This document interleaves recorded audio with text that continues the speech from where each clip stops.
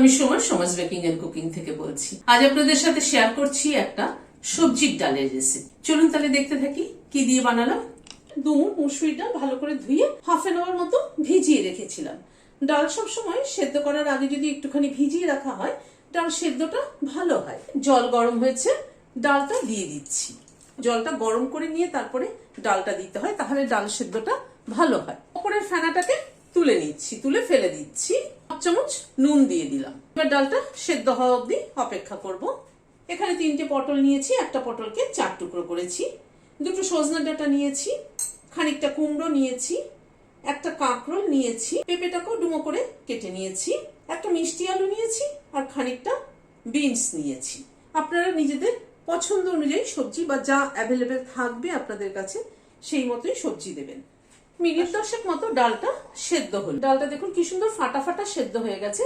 আমি কিন্তু আজ ডালটাকে ঘুটবো না, এরকম ফাটা ফাটা সেদ্ধটাই এই সবজি দিয়ে ডালের জন্য একদম ঠিকঠাক। গ্যাসের ফ্লেমটাকে বন্ধ করে দিলাম। কড়াইতে সরষের তেল দিচ্ছি।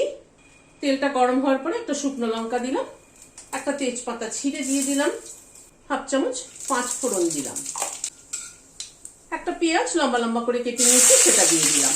আমরা সাধারণত সবজির ডালে পেঁয়াজ ব্যবহার করি না, কিন্তু 5 ফোড়ন আর পেঁয়াজ ফোড়নে দিয়ে সবজির ডাল খেয়ে দেখবেন ভীষণ ভালো লাগে।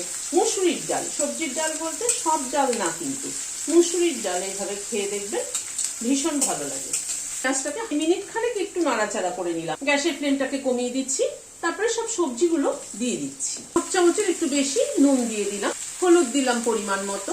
সবকিছু দিয়ে নুন হলুদ দিয়ে সবজিটাকে একটুখানি নাড়াচাড়া করে নিচ্ছি। এবার একটু সবজিটাকে ঢেকে দিচ্ছি, সবজিটা একটু সেদ্ধ হোক। এইভাবে তেলের উপরে সবজি সেদ্ধ করলে তার একটা টেস্ট হয়, আর যদি ডালের সাথে একসাথে সবজি সেদ্ধ করে নেওয়া হয় তাহলে কিন্তু তার আরেক রকম টেস্ট হয়। প্রায় মিনিট 5-7 মতো ঢাকা ছিল, ঢাকাটা খুললাম। তো টমেটোকে বড় বড় করে কেটে নিয়েছি, সেটা দিয়ে দিলাম। আরো প্রায় মিনিট 2-3 মতো সবজিটাকে একটু ভাজা ভাজা মতো করে নিলাম। এবার ডালটাকে দিয়ে দিচ্ছি। এবার ডালটার সাথে সবজিটা একটু সেদ্ধ হবে। 2টো কাঁচা লঙ্কা মাথাটা চিড়ে দিয়ে দিলাম, আর একটুখানি ঢেকে দিচ্ছি। ডালের সাথে সবজিটা একটু সেদ্ধ হোক। মিনিট 5 মতো ডালটা সবজির সাথে ফুটলো। এখানে অর্ধেকটা পাতিলেবু নিয়েছি, পাতিলেবুর রসটা দিয়ে দিচ্ছি। 1/2 চামচ চিনি দিয়ে দিলাম, খানিকটা ধনেপাতা কুচি দিয়ে দিলাম, আর একটা কাঁচা লঙ্কা দিয়ে দিলাম। সবকিছুকে একবার একটু মিশিয়ে দিচ্ছি। গ্যাসের ফ্লেমটাকে বন্ধ করে দিচ্ছি।